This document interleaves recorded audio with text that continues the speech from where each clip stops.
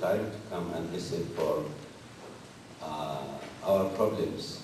You know, sometimes maybe it's a psychotherapy, you know, to talk to people about our problems. This is by itself is an achievement, you know.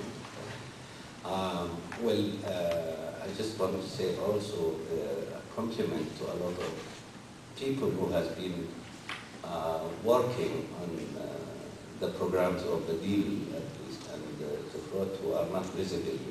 It's our luck today to be with you. But there are numerous people. Some of them are sitting here, some in other places. So I really thank them. More, I thank them myself, you know, for that.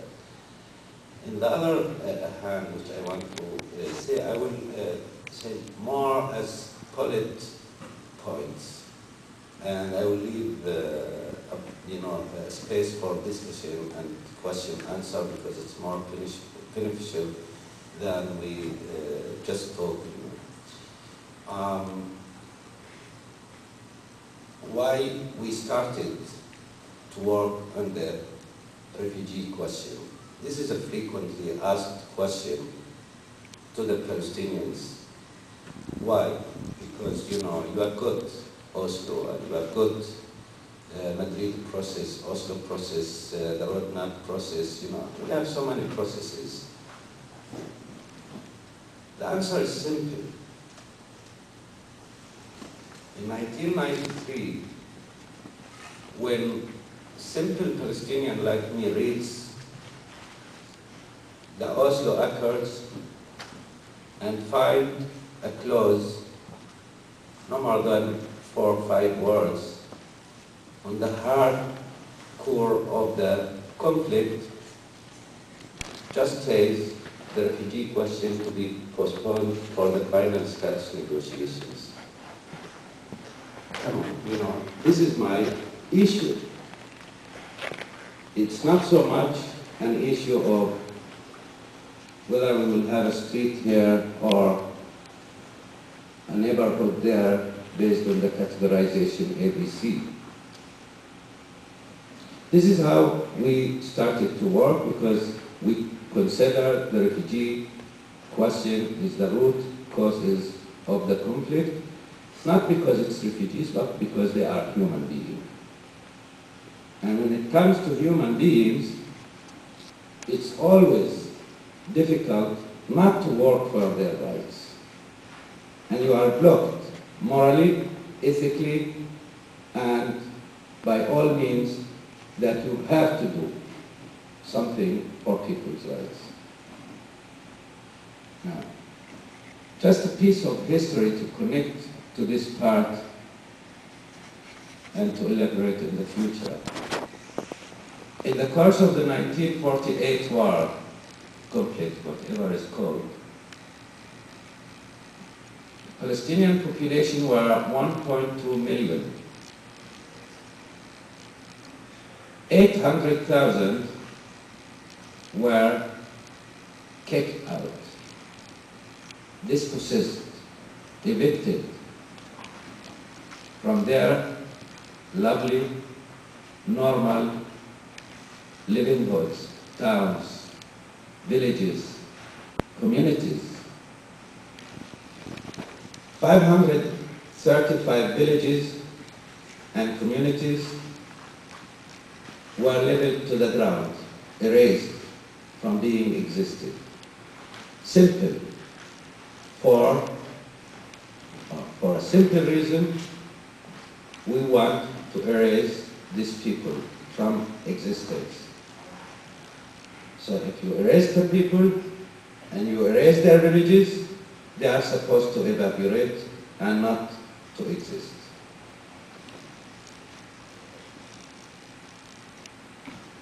That event, we call it Nakba, catastrophe. It's the catastrophe of people who have been living, been prospered, active, suddenly transformed to people seeking humanitarian aid.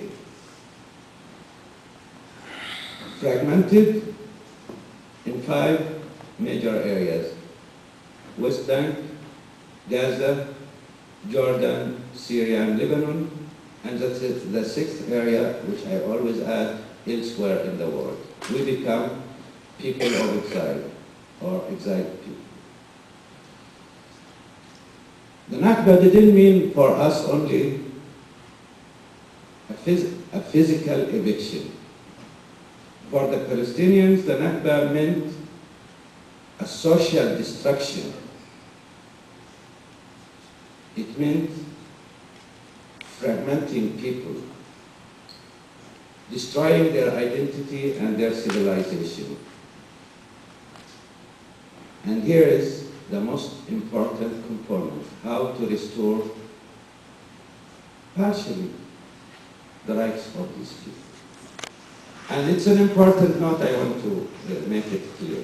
When we speak about justice, we are not speaking about absolute justice in restitution and repatriation or restoring the rights of these people. We are speaking about partial justice to be installed for these people. Now, always we were confronted with a question or an argument.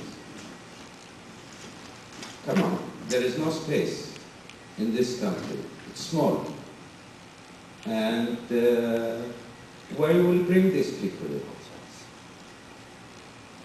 It's simple. Out of thorough study on the Israeli demographic data, just will give you the results in a very short sentences. We found 86% of the Israeli Jews living on 14% of the Israeli property. 86% of the property or the ground is vacant. This is very simple. You know, whoever visited the country should just open an eye and look when they drive around. That's very easy.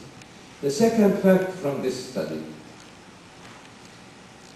is 90% of the Israeli property or ground is private property of the Palestinian refugees. And I think I'm speaking to a very good audience, you as citizens who value high the private property. It's very much part of the soul of the Constitution of the American people. Even you have to purchase weapons, or you have the right to purchase weapons to protect your private property. The third fact, that the population density in Israel per square kilometer is ranging, I think, between 170 to 200 people. Take the comparison to Gaza. 6,000 persons per square kilometer. The fact also says that almost 75% of the Gazans are refugees. They belong to that empty land, or vacant land. Did the maximum dispatch of possible scenario for the refugees if they return, maximum number, which we would say all of them would choose to return, it was raising the density to 250, 260 persons per square kilometer. Isn't it amazing? It's a very international standard, I think. That will not disturb. So we can live. We don't have to think always that one is necessarily kicking the other. We have to think how to do it. Now, also, the political framework for the solution, or the legal framework, political and ethical and, whatever we can call it, is found. It's not something we have to be brilliant and creative. It's found. The General Assembly of the United Nations in December 1948 have issued a resolution famous as 194. It's been reaffirming it every year since then. What's important for me is paragraph 11 of that resolution, which says refugees who wish to return to their homes and properties should be permitted to do so as soon as possible. The most interesting part of it is one word, it's the wish. Wish is very much enshrined in the international law, the humanitarian conventions, human rights conventions, and later in 1951, the Refugee Convention. It means the free choice of the refugees to choose one of three major options. Return back to home, stay in the host country and be settled, choose a third country and be resettled. The first one is a right, granted. The second two choices are privileges, because the host country can say, I don't want these refugees to stay in my place. You can take it, Lebanon as a very good example. They don't want to see any Palestinian refugee in there. This is their right. Third country can say, out of 50,000 who choose to be settled in it, for example, the United States would say, I don't need the 50,000, I can absorb only 5,000. Go to anywhere else with your 45,000. Now, this is the soul and the basis of the solution. What it needs? It needs two stages before to happen. First one, the Israelis, all the Palestinians, an apology and recognition of the crime done to the Palestinian people.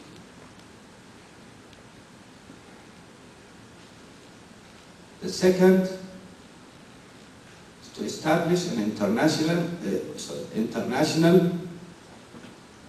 mechanism with the two parties involved, in this case the Palestinians and the Israelis, to take the refugees' will, aware, informed choice. Because we say it clear and with full mouth, we will be against forced return as well we are against forced displacement.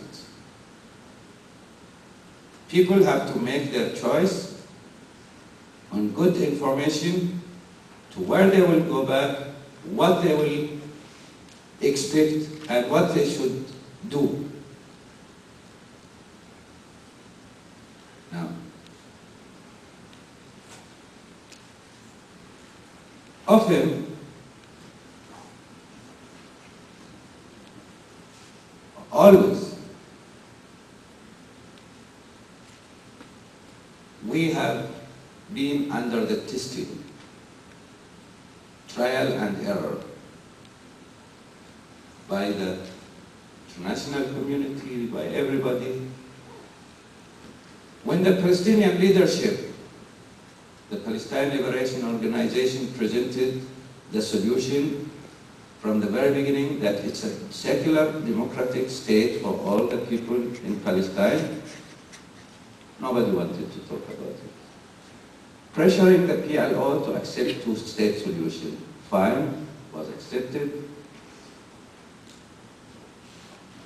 And even the Palestine National Council, which is the supreme body of the Palestinians, gave a recognition to Israel in November 15, 1988.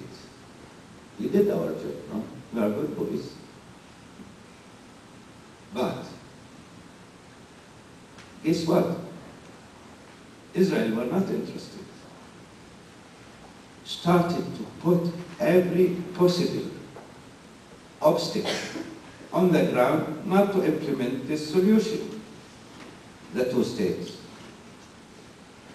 Let's just go quickly over some figures to show you. In September 1993, this is the time when they signed Oslo in Washington, D.C. There were 180,000 settlers in the occupied territories, 67. In December 2007, there are 480,000 settlers in the West Bank and Jerusalem.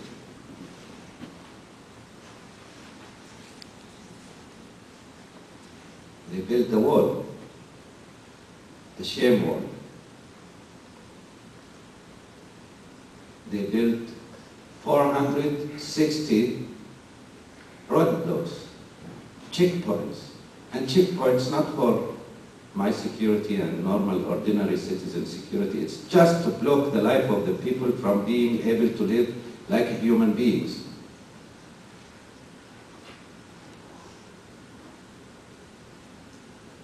They cantonized the area. Gaza, they are within iron walls of a prison.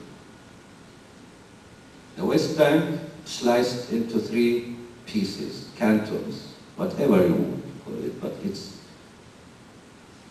3 cantons. At least the term can speak to many people or visualize what's the situation. What I want to say, this means that Israel practically squeezed the situation to a degree that it made it impossible for 2 states. Where we beat. You know, there will not be one part victorious and one defeated. You know, the Israelis tried to defeat the Palestinians since not 60 years, since 100 years. Palestinians will never be defeated. I never saw people fighting for their rights are defeated. And we will not evaporate because they have done all the possible ways to make us melt away. I, as a Palestinian, think there is a solution, and a human one. It's a one secular democratic state that it should empower people to think and understand and feel and live their aspirations.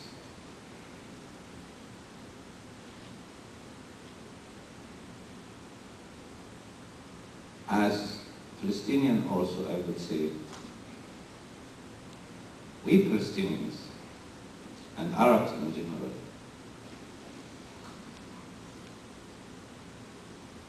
never been against Judaism.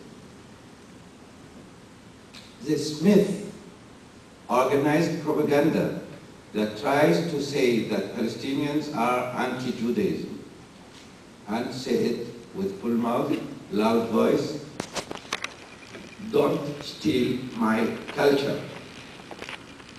Judaism is part of the Palestinian and Arab culture. I'm a Hebronite. There are Hebronite Jews, Palestinian Jews, and we have been living together without a problem.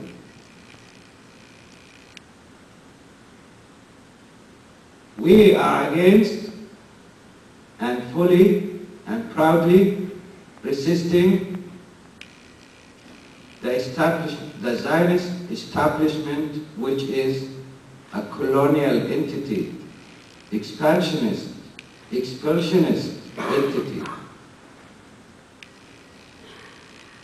That's where we are. And it has to be clear for me. I don't have a problem to live with a Jew or a Christian or an atheist. Don't forget that Palestine has been the home of the main three religions, and they were living together all the time until the ideological Zionism has won and made it terrible and used Judaism as a political tool to implement its project.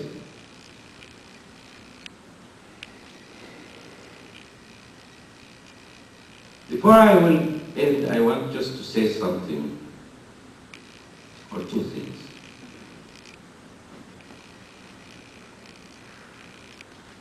The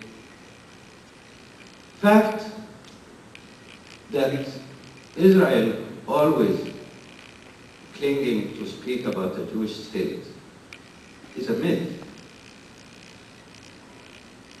Because simply think about it now when I say it. Judaism, heritage, history, is not in the coastal area of historic Palestine, which is now Israel. It's not in Acre and Haifa, Yafa. You know, it's in Hebrew, Bethlehem. Jerusalem East, not West. It's in Nablus, Jericho. So how come you want to build Palestinian state on your claim for Judaism or Jewish state?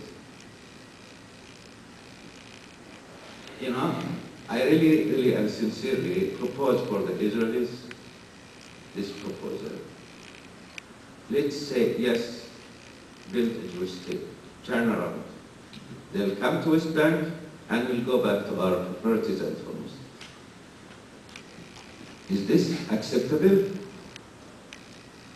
You cannot say, I want a Jewish state, and you are not on that place.